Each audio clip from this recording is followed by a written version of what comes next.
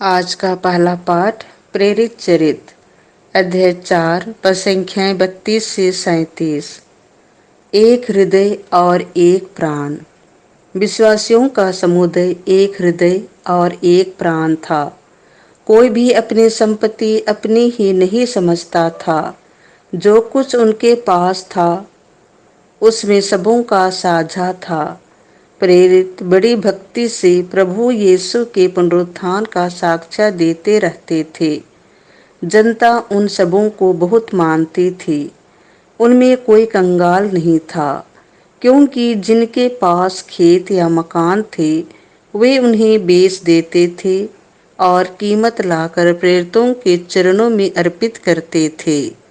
प्रत्येक को उसकी आवश्यकता के अनुसार बांटा जाता था। योसेफ नामक लेवी वंशी का जन्म कुप्रोस में हुआ था।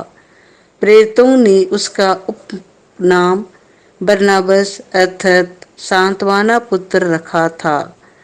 उसके एक जमीन थी, उसने उसे बेच दिया और उसकी कीमत लाकर प्रेरितों के चरणों में अर्पित कर दिया।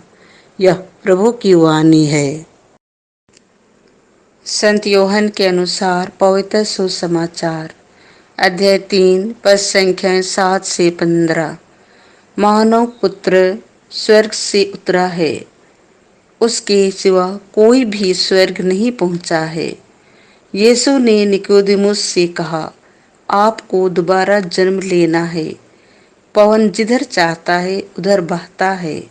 आप उसकी आवाज सुनते हैं, किंतु यह नहीं जानते कि वह किधर से आता और किधर जाता है। वह जो आत्मा से जन्मा है ऐसा ही है।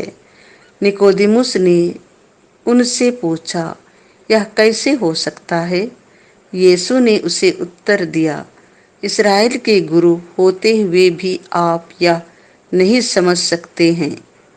मैं आपसे कह देता हूँ, हम जो जानते हैं वही कहते हैं और हमने जो देखा है उसी का साक्ष्य देते हैं, किंतु आप लोग हमारा साक्ष्य स्वीकार नहीं करते। मैंने आपको पृथ्वी की बातें बताई और आप विश्वास नहीं करते। यदि मैं आपको स्वर्ग की बातें बताऊं तो आप कैसे विश्वास करेंगे? मानव पुत्र स्वर्ग से उतरा है, उसके सिवा कोई भी स्वर्ग नहीं पहुंचा है। जिस तरह मूसा ने मरुभूमि में सांप को ऊपर उठाया था, उसी तरह मानव पुत्र को भी ऊपर उठाया जाना है, जिससे जो कोई उसमें विश्वास करे वह अनंत जीवन प्राप्त करे। यह प्रभु का सुसमाचार है।